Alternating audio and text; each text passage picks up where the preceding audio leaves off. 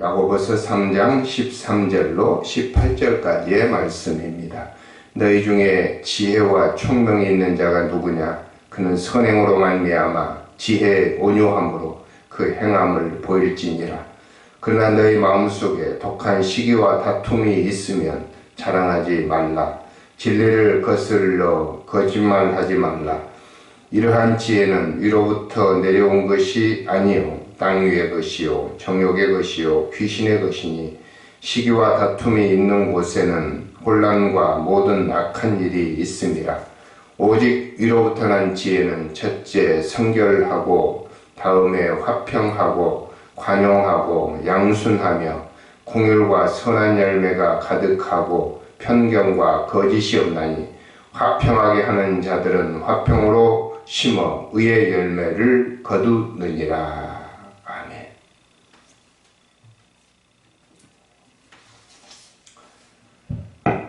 지난주에 이어서 오늘은 인간이 가지고 있는 감정 중에 참 다루기 힘들고 위험한 감정 두 번째 시간으로 시기심과 질투심에 대한 말씀을 드리도록 하겠습니다.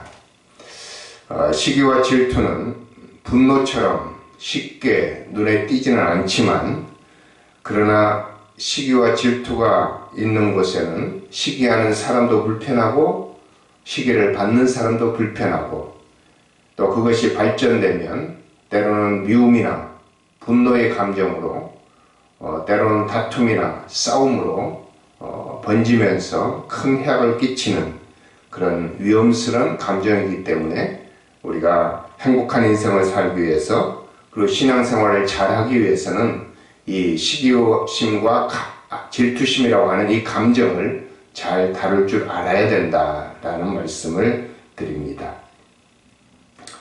우리가 이 감정이라고 하는 것은 우리 마음대로 잘 되는 것이 아니지만 그러나 우리가 어떻게 이 시기심을 다룰 수 있을까?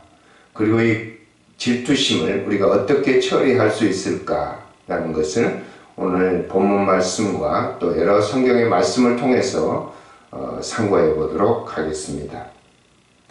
시기라는 말은 국어사전에 남이 잘 되는 것을 셈하며 미워한다 이렇게 되어 있고요.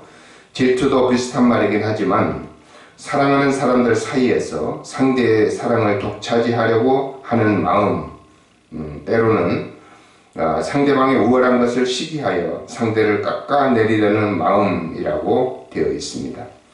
성경에는 이 질투라는 말은 투기라고 하는 말과 같은 용어로 사용이 되고 있습니다. 그래서 투기가 들어가기 때문에 시기심보다는 좀 더 공격적인 감정이 이 투기, 투자라는 말은 싸운다는 뜻이잖아요. 그리고 질투할 때 그 투자도 마찬가지인데 그래서 좀 더 공격적인 감정이 투기나 질투라고 할 수가 있겠습니다. 시기와 질투의 감정은 우리가 주변에서 흔하게 볼 수 있는 감정입니다. 그래서 성경에도 참 많이 나오죠. 성경 창세기 초반에도 나오고요. 중반, 창세기 후반 여러 가지 성경에서 우리가 이 감정에 대해서 엿볼 수가 있습니다. 제가 재미있게 본 영화 중에서 지금까지도 기억에 남는 것이 그 베너와 함께 아마데우스라고 하는 영화 지금도 기억이 납니다. 제가 포항에서 직장 생활을 할 때에 그 회사 음악당이 있었는데 그 음악당이 그 당시에는 그 도시의 어떤 영화관보다 훨씬 훌륭한 이제 그런 음악당이었는데요. 거기에서 무료로 그 영화를 이제 상영을 하게 되었고 저는 그것을 재미있게 봤던 기억이 납니다. 아주 사운드가 뭐 세종문화회 감처럼 되었다 그래서 사랑을 많이 하셨는데 그 아마데우스의 주인공은 모차르트입니다.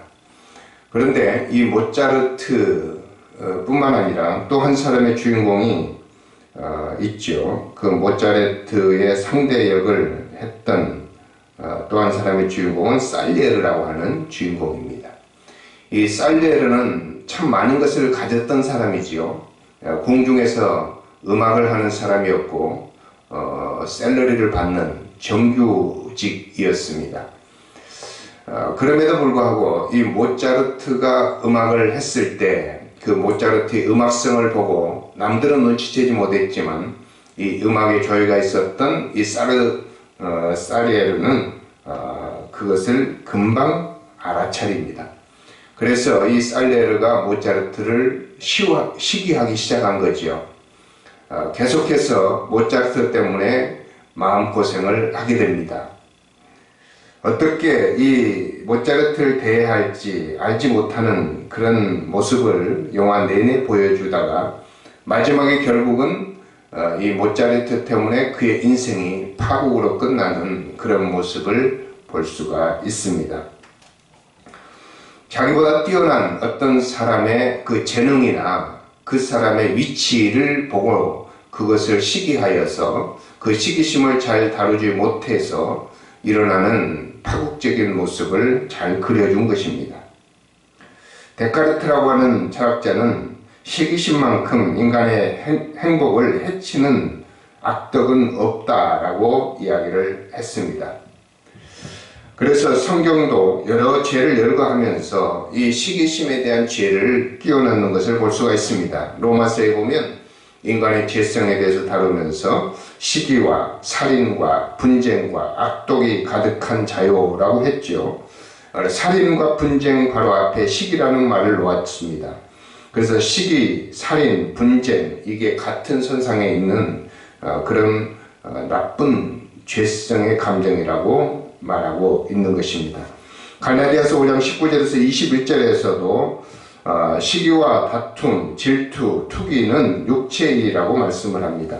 육체의 일은 현저하니 곧 음행과 더러운 것과 호색과 우상숭배와 주술과 원수 맺는 것과 분쟁과 시기와 분냄과 당짓는 것과 분열함과 이단과 투기와 술취함과 방탕함과 또 그와 같은 것들이라 라고 육체의 일에 대해서 열거하고 있습니다. 거기에 시기와 투기가 들어있는 것입니다.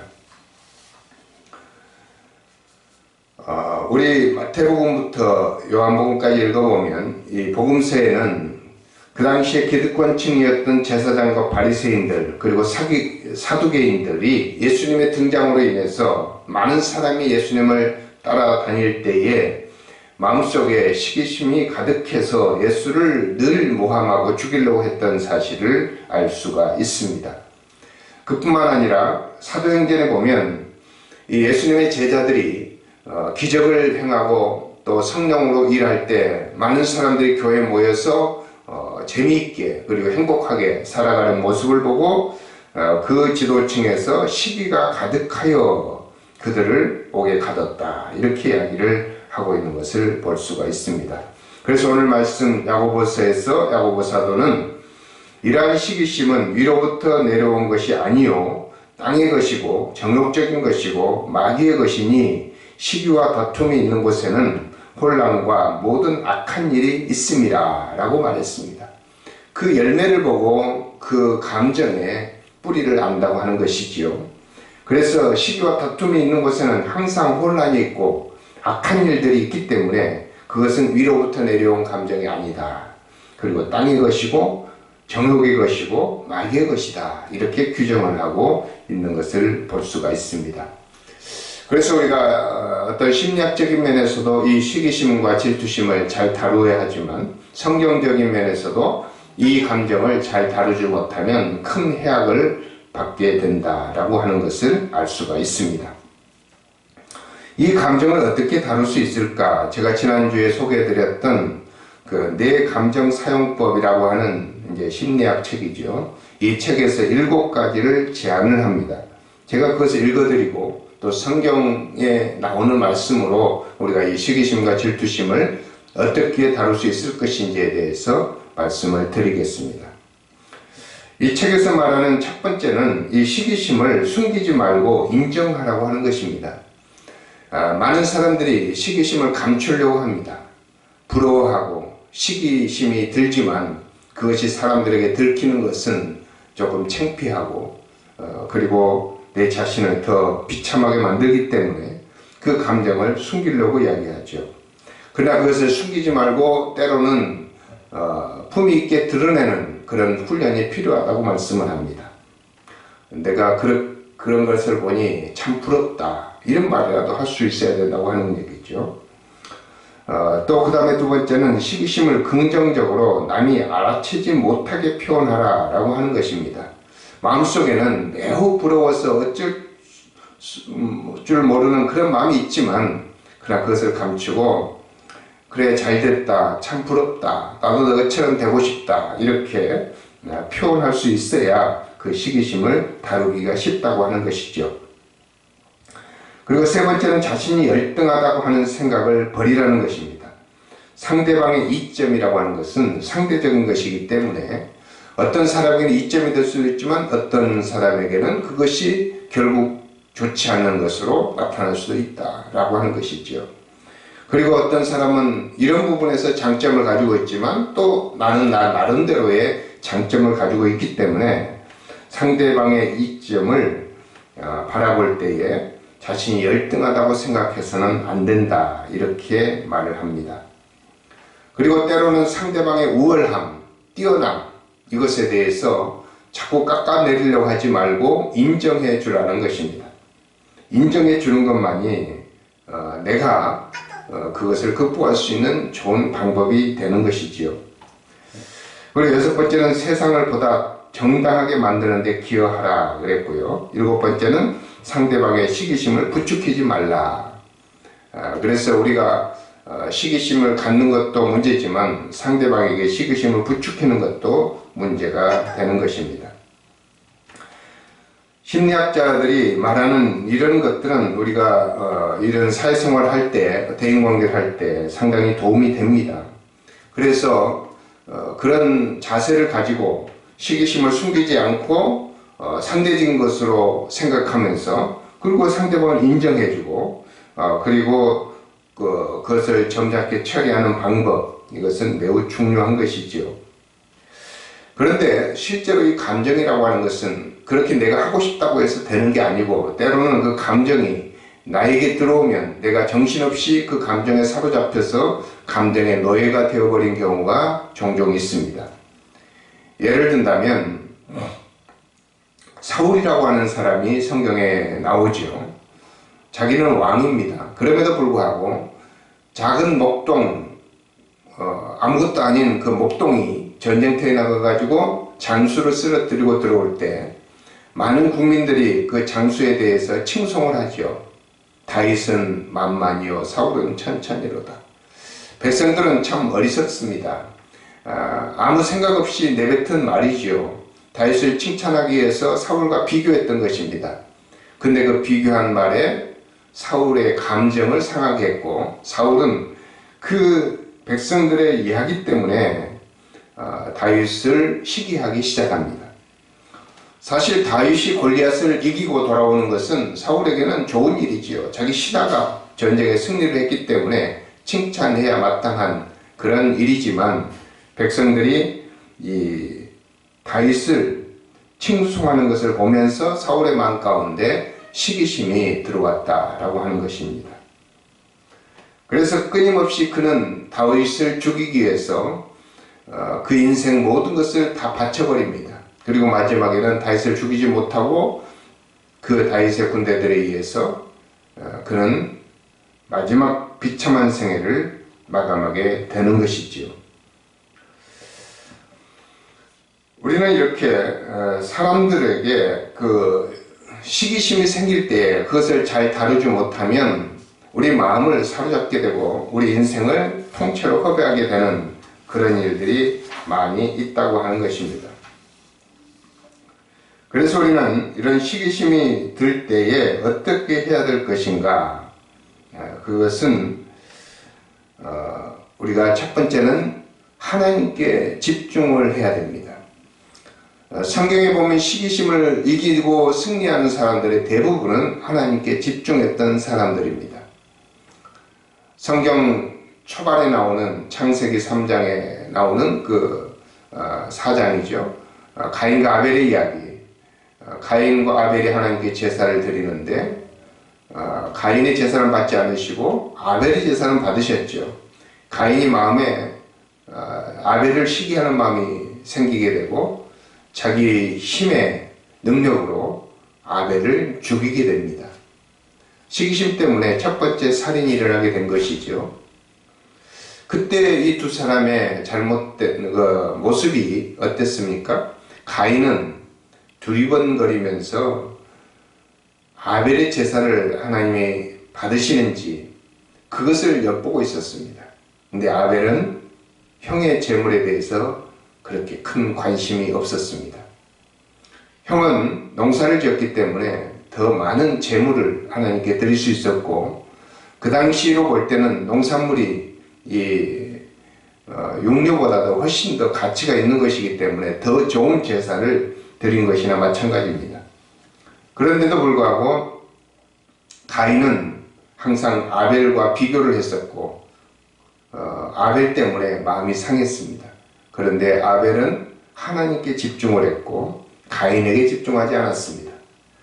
하나님께 집중하는 그 마음을 하나님께서 믿음으로 보시고 그의 제사를 받아주셨다. 성경은 그렇게 이야기합니다. 다윗도 마찬가지죠. 사울에게 쫓겨다니면서 끊임없이 그는 하나님께 집중하려고 애를 썼습니다. 그래서 나온 것들이 시편에 기록된 다윗의 시입니다.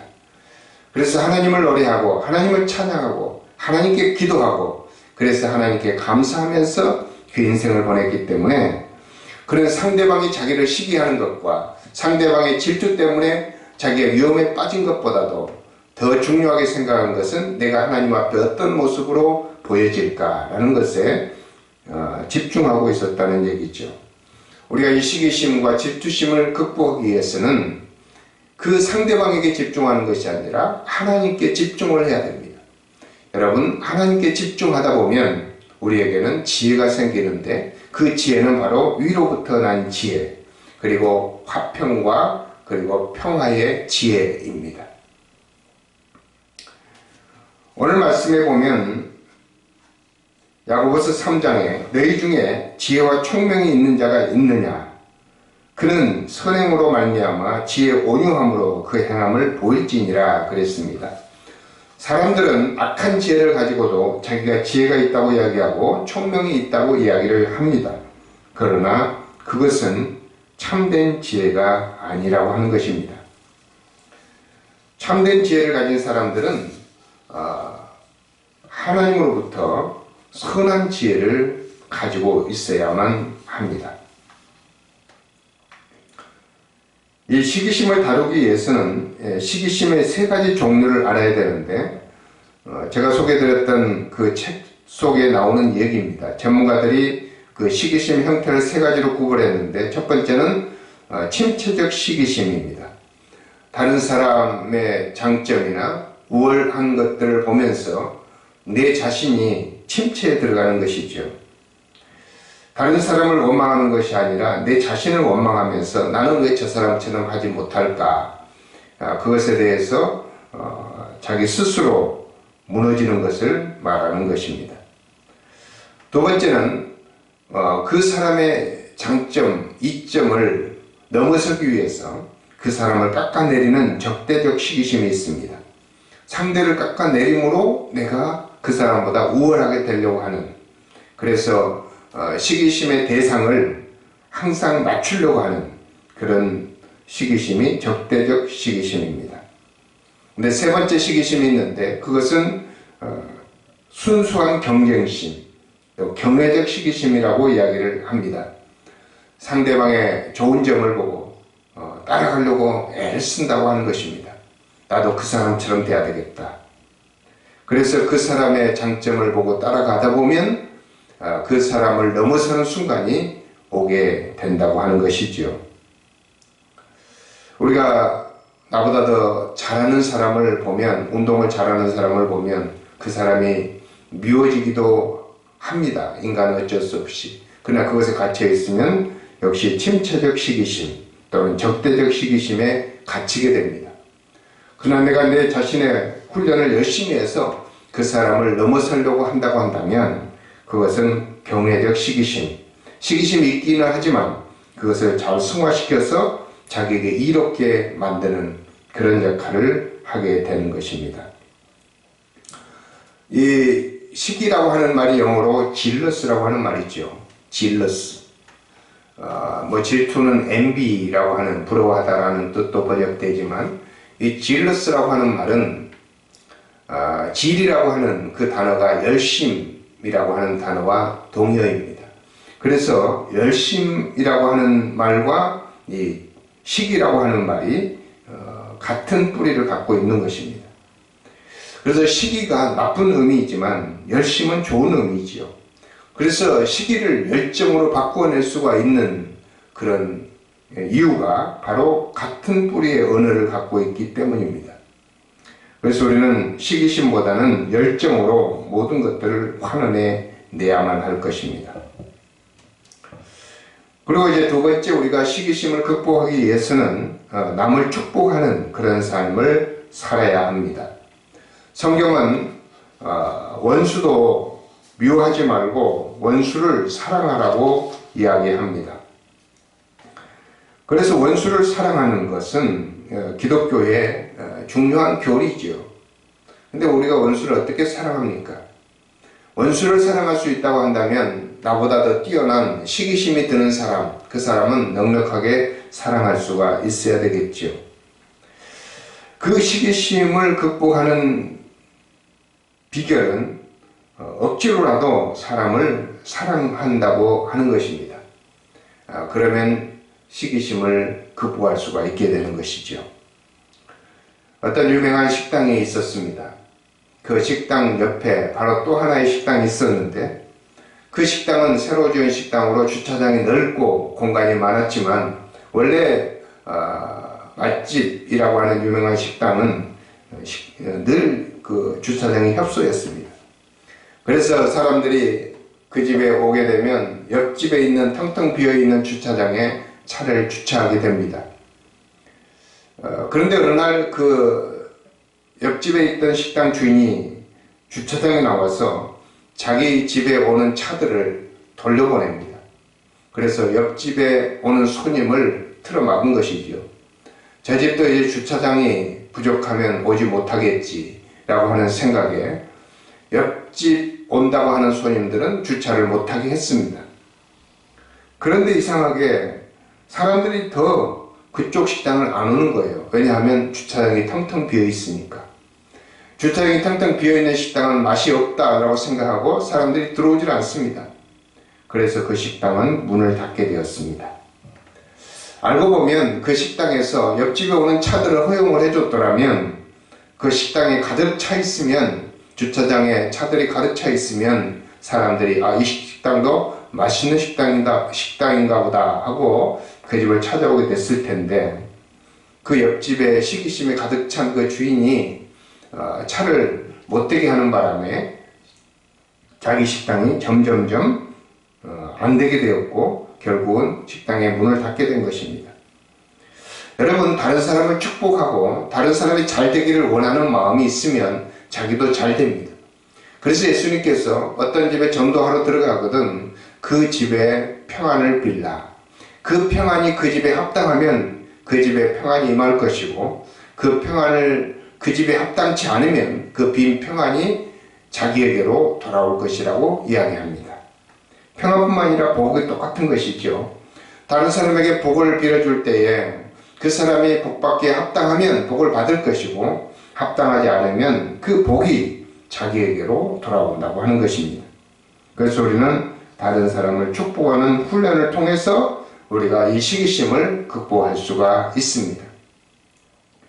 성경 창세기 후반부에 보면은 요셉이라고 하는 사람이 나오지요. 요셉은 아버지의 총애를 받았던 사람입니다. 그 야곱에게는 12명의 아들이 있었는데 그 중에서 요셉을 야곱이 편애를 했었죠. 다른 형들에게 입혀주지 않았던 색동저고리를 입혀주고 다른 형들에게 주지 않았던 맛있는 음식을 주었습니다. 그것을 주변에서 보고 있었던 형들이 요셉을 미워하기 시작합니다. 미워해도 어쩔 수가 없습니다. 아버지의 힘이 있기 때문에. 그러나 들판에서 요셉이 혼자 있을 때에 형들은 요셉을 죽이려고 계획을 합니다.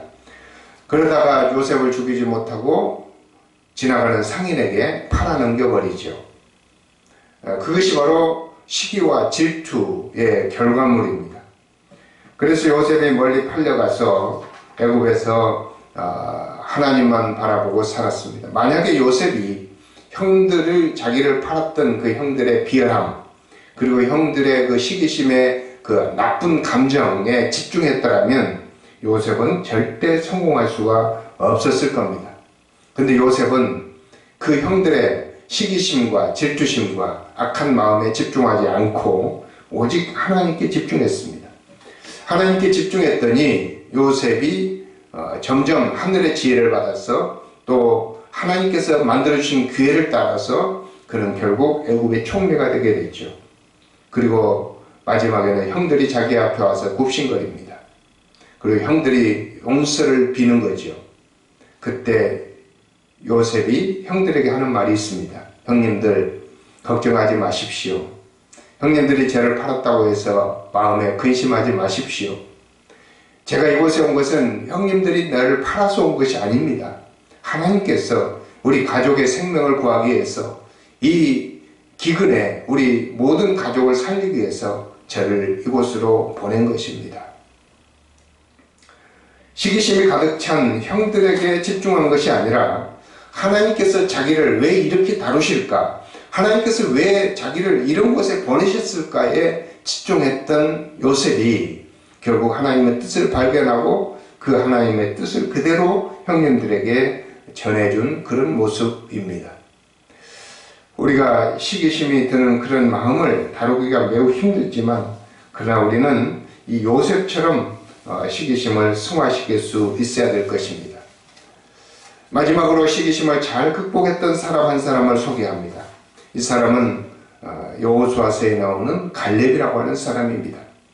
이 갈렙은 모세가 12명의 정탐꾼을 가나안 땅에 보냈을 때 여호수아와 함께 그는 갔던 사람입니다. 그래서 그 헤브론 지역을 돌아보고 와서 보고하기를 모든 사람들이 다 그곳에 가면 안 된다고 했었는데 갈렙이 나서서 아닙니다. 하나님이 함께 하시면 그 사람들이 아무리 키가 크고 장대하다 할지라도 우리는 그것을 차지할 수가 있습니다. 그리고 그곳에 들어가면 엄청난 농산물들이 많은데 그것이 다 우리의 것이 될 수 있습니다. 이렇게 긍정적으로 보고했던 사람이 바로 갈렙입니다.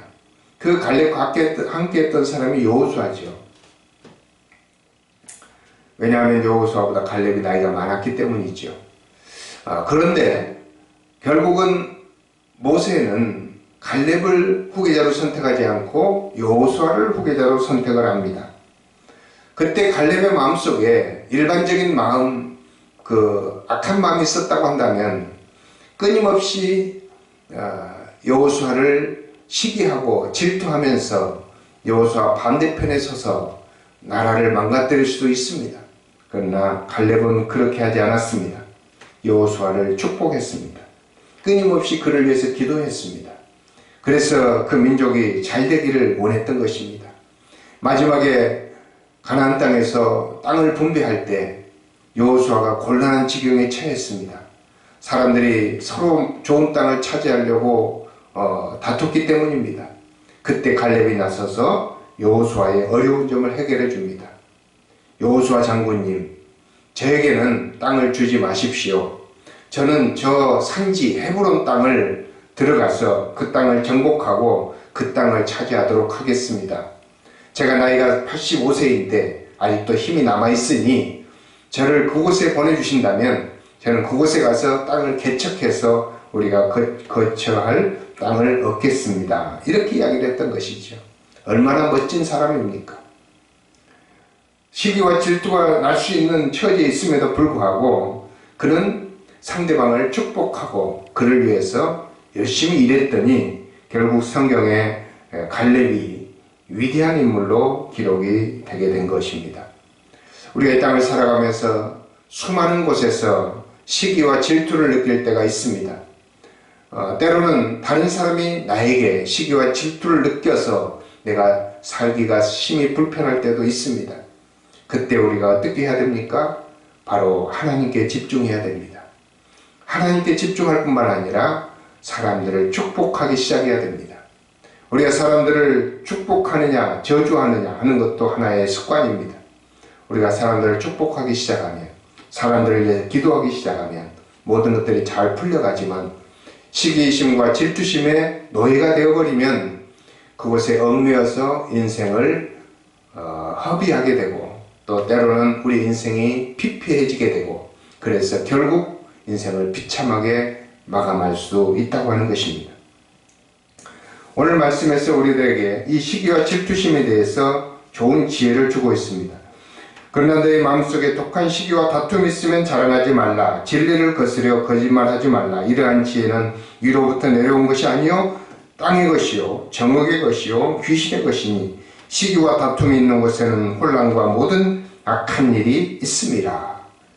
이렇게 하시면서 그것으로 끝나지 아니하고 오늘 야고보서 3장 17절에 오직 위로부터 난 지혜는 첫째 성결하고 다음에 화평하고 관용하고 양순하며 공의와 선한 열매가 가득하고 편견과 거짓이 없나니 화평하게 하는 자들은 화평으로 심어 의의 열매를 거두느니라. 여러분, 위로부터 난 지혜, 이것은 바로 시기심과 질투심을 극복할 수 있는 좋은 지혜입니다. 그것은 성결하고 화평하고 관용하고 양순하고 공의와 선한 열매가 가득하고 편견과 거짓이 없기 때문에 화평으로 심어서 좋은 열매를 거두게 된다. 이렇게 말씀을 합니다. 우리가 이러한 열매를 거두기 위해서는 바로 우리 안에 성령이 충만하도록 늘 기도해야 되는 것이죠. 그뿐만 아니라 주님께서 내 안에, 내가 주님 안에 있도록 하는 것이 비결입니다.